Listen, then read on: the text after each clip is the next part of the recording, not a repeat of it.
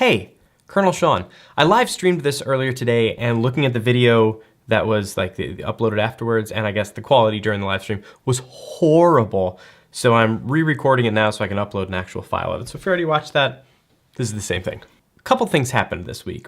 Monday and Tuesday, I had my first multi-person crew shoot that I was a part of, and I was not the producer on it, nor the director. I was a PA grip, and it was awesome. It was a really, really cool experience. I think I streamed about that the other day, and that's up somewhere.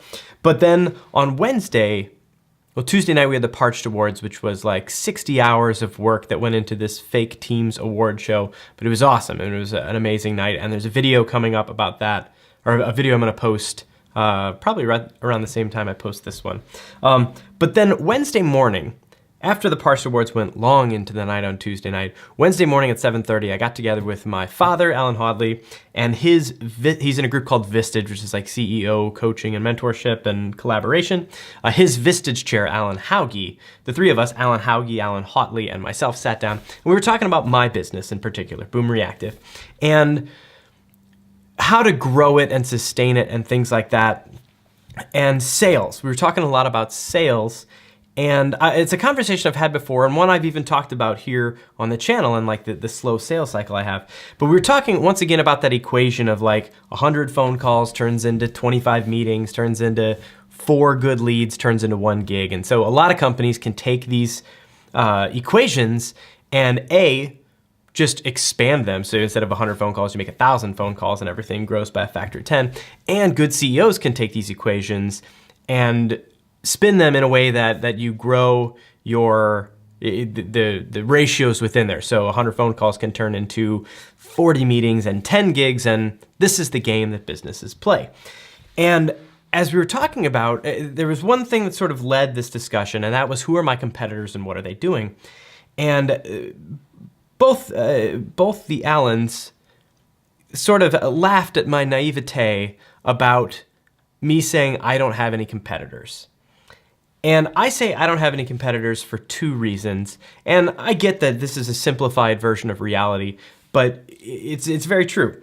I have no competitors because I've never lost a job to another videographer or video production house based on anything.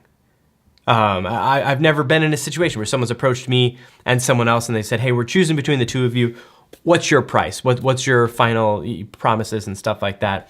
That's not anything that I've had experience with. People approach me because they want to work with me or they get recommended to me, and things about the way I do things work for them, and that's why they approach me. But it's never like this commodity of like, well, we can get the same thing from the 2 of you. Let's do it, because it's artistry. I'm getting ahead of myself. The other reason I don't really have competitors is because in our industry, in video, there's so much room for collaboration and partnership that even if another company is working on a gig that I would have wanted, there's an opportunity for me to be a part of that project, be it as a camera operator, a director of photography, a grip, sound guy, producer, director, editor. There's so many places in these projects to plug in that if I'm not in charge of the project because someone else is, there's still a way for me to be involved. And so in that way, I don't have any competitors that I know of. The people who are like exactly at my level doing the same thing often make really great partners. And if we work together, we can make an even better product for our clients than we could on our own. And so in that way, I'm not like a business, and I struggle to identify with that very simple, like, we have this product, we got to sell it to as many people as we can, grow the business, explode, blah, blah, blah. So Alan Hauge said, maybe I'm more like a practice. And if you consider like a doctor or a lawyer, oftentimes these are people who are experts in their field, but they're not always needed. And I can relate to that. Not everyone needs video all the time. There are clients who understand and who video they understand is a repeating need for them. And they can keep somebody like me on standby. I have several clients who are like, we're on a monthly contract and that's how we work. And we're constantly creating new stuff. For a lot of people, the timing is more particular. They need a project coming up for this event. They need a project coming up for this big rebrand or relaunch of their website, whatever it is. And so if you call them on a random day, they're not ready for video.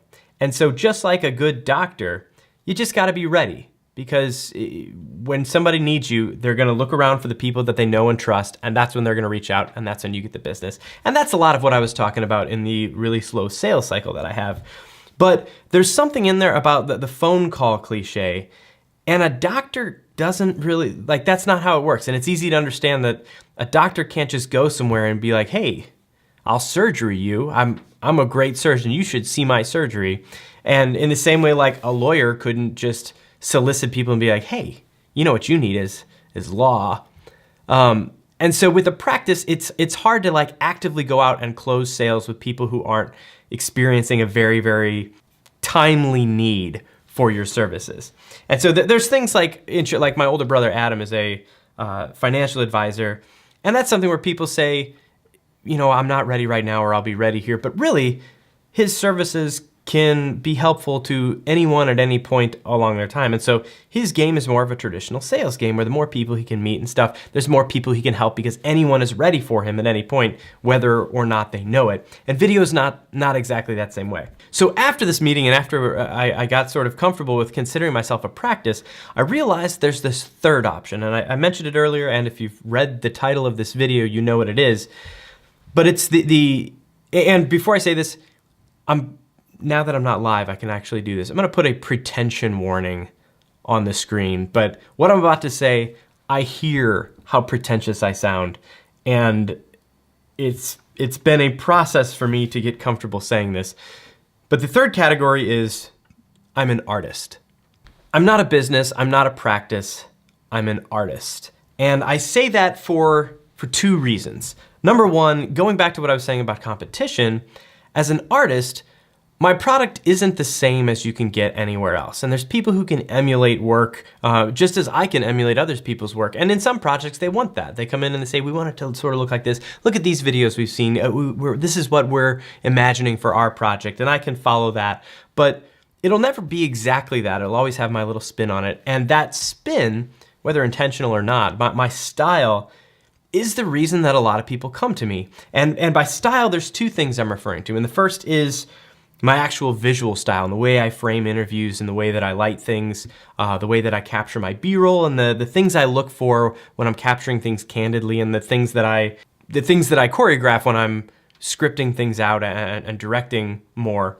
And that's very much my style, and that is the reason a lot of people come to me, is they've seen my work. They've seen the kind of emotional things I try to do, especially working with nonprofits or organizations who are doing fundraising and stuff like that. They see what people are comfortable talking to me about, and that is one area where I feel like I'm getting better. I've had a lot of experience working with people who aren't comfortable on camera, and I've learned how to sort of some tricks and just being very open with encouraging people and explaining to them some of the parts of the process without burdening them with too much to think about. And we've gotten some great stuff out of people, and that element of the way I do work has been very valuable to people, and that's why I get referred to other people with these same sort of videos. And so my style, both visually and my style of being someone to actually work with, and I guess as a director in that regard, that's one of the reasons that I'm considered an artist, and that's why I don't have competition, is because people want to work with me because of how it feels to work with me and what my final products look like. And so the other part with no competition is that a lot of times, because they're interested in working with me due to my experience and my style, is that somebody else can't come in with just a lower price, because it's different gear, it's different experience, it's different everything, and that causes the product to be different. And so that's why I don't deal with a lot of competition, is because it's very hard to put my work and someone else's work side by side and say, these are the same thing, this one costs a little more, so we'll go with this one. And it's that paradigm that makes my work fall more into art. In the same way that, like, if you're commissioning somebody to paint a huge mural, you know what you want it to look like.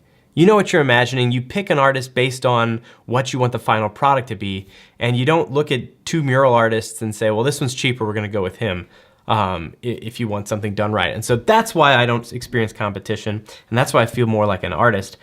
And then the other part of being an artist compared to being a practice even, and far from being a business, is sales. And my time, and I read books and everything is sales, and there's some interesting books I've read, some good, some bad, about sales and Always Be Closing and things like that. At a point with a practice, when you're a doctor and you can do something, or when you're a lawyer and you can provide a service, say you're a bankruptcy lawyer or a divorce lawyer or whatever lawyer you are, you're good at what you do, you know how to do it, and then you have to get your name out there. So you put up the billboards and the commercials and stuff, and you try to get enough staying power so that when people need you, they can call you. And the difference between that and an artist is, think of some of the great artists, and I am not even beginning to compare myself to any of these individuals. But take a Picasso, or I'm going to use Picasso because it's somewhat iconic. But if Picasso spent his time putting ads in places of like, hey, pay me to come paint for you. I can paint it. You want that painted? I can paint that for you, no problem. That would not have resulted in him being the person that he became and is remembered as. And again, I'm not Picasso, but some of it is very similar in that I could spend a week calling people, scheduling meetings, and trying to find people to work with, but a lot of that time would be so much better spent making stuff. And in making stuff, not only am I practicing and learning and progressing, but I'm also building a portfolio and a reel. And in the way that business works now with videography and the creative industry is that with YouTube and with Instagram and Facebook and all these other networks, if I have new, fresh work going up all the time, every one of those posts is reaching someone new. Everything's growing a little bit and it's constantly moving forward. And by working and creating things and practicing and testing and playing, I'm creating content which does my sales for me to an extent. Yes, I still need to have my meetings and my phone calls, but it's not as simple as like, hey, you should be making meetings and phone calls all day, every day, and that's how you should spend your time, because it is a better use of my time to make things, to try things, and to experiment and put that stuff out there so that people can find me, instead of me finding people and promising them like, oh no, I can do this. I know I haven't done it yet because I've been making phone calls for 2 years, but trust me, yeah, that sounds like something I could do. I say all this to say, my good relationships and my time is best spent creating things and letting people find it. And when I meet the right kind of people, especially who are well connected and who understand, like these circles who understand what good video can do, those are the best places for me to make relationships, and those are the places where it really matters. And so looking at myself as a business, a practice, and an artist, I'm a mix of all three. I'm absolutely a mix of all three, and I'd be naive to think otherwise, but making sure that I spend my time in a way that reflects the balance between how much of an artist am I versus a practice versus a business, and making sure that I balance that with some intelligence and analysis is the key to making sure that I can succeed not only as an artist and enjoy myself, but as a business and provide for my family and my well-being and my growth as an artist. So that's what I've been thinking about this week. Thanks for hanging out and watching. If you have any questions, or if you walk this same balance in a slightly different way than I do, I'd love to hear how you do it, and I'd love to keep learning from the other people doing things like that. So thanks for watching. Again, I'm Colonel Sean. Feel free to like or subscribe. It's up to you. I'm not asking, I'm just saying you could, and it does mean a lot to me. See you later.